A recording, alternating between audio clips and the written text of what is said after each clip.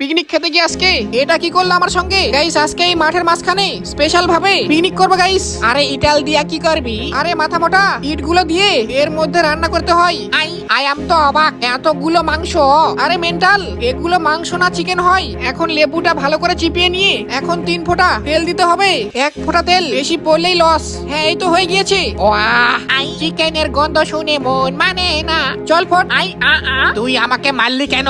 আরে মারিনি, আদর করলাম। ও তাই বল। দাঁড়া আগে আমি রান্না করি। হ্যাঁ যেটা মনে করলাম ওটাই হলো। এই রে আর মনে হয় পিকনিক খাওয়া হবে না। কে বললো হবে না? ছু মন্ত্র ছুতারি, আগুন ধরে গেল তাড়াতাড়ি। হ্যাঁ এই তো চিকেন রান্না হয়ে গিয়েছে। এই 1 বোতল জল নিয়ে আয়। না আমি যাব না, তুই যা। আরে তুই যা তো আলসা না, তাড়াতাড়ি গিয়ে জলটা আনি।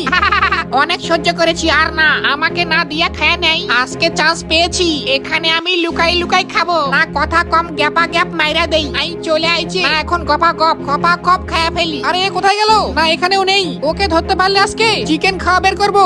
আমাকে দেখতেই পাবি না। আজকে আমার পিকনিক খাওয়া হলো না। ওকে দেখতে পেলে বলবা হ্যাঁ গাইস, তোমরা কেউ বলবা না প্লিজ।